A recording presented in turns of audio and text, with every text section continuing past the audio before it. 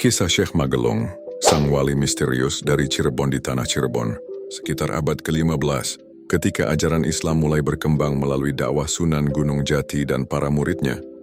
Hiduplah seorang tokoh yang dikenal dengan nama Syekh Magelung.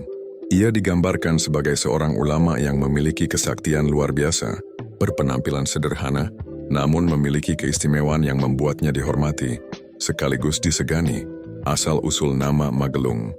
Nama Magelung berasal dari ciri khasnya yang selalu berambut panjang menjuntai hingga ke punggung.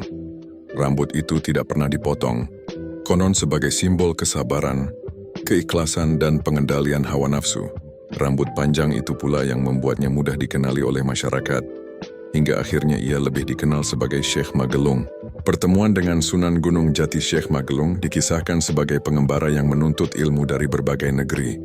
Setelah bertahun-tahun berkelana, ia tiba di Cirebon. Di sana, ia mendengar tentang kebesaran nama Sunan Gunung Jati, wali yang menjadi pusat dakwah Islam di pesisir utara Jawa. Dengan kerendahan hati, Syekh Magelung mendatangi Keraton Pakungwati untuk menguji dan menimba ilmu dari Sunan Gunung Jati. Namun sebagaimana tradisi para wali, sebelum diakui sebagai saudara seiman dan sahabat dakwah, Syekh Magelung harus melalui serangkaian ujian spiritual dan kesaktian.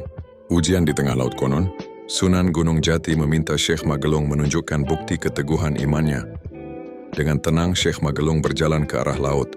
Di hadapan banyak saksi, ia melemparkan rambut panjangnya ke ombak, lalu menjadikannya sebagai perahu untuk duduk bersila. Rambut itu tidak tenggelam, justru mengapung dengan tenang. Ia membaca doa-doa, dan air laut yang semula bergelombang pun menjadi tenang. Orang-orang takjub, dan Sunan Gunung Jati tersenyum sambil berkata, "Ilmu dan karomah yang kau miliki, Syekh Magelung, hanyalah sarana.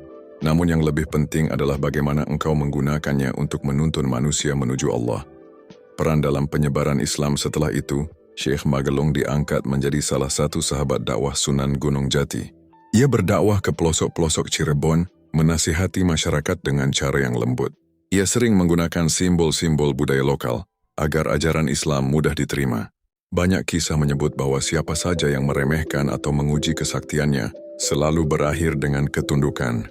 Namun Syekh Magelung tidak pernah sombong. Ia selalu menekankan bahwa semua kesaktian hanyalah titipan Allah, bukan untuk berbangga diri.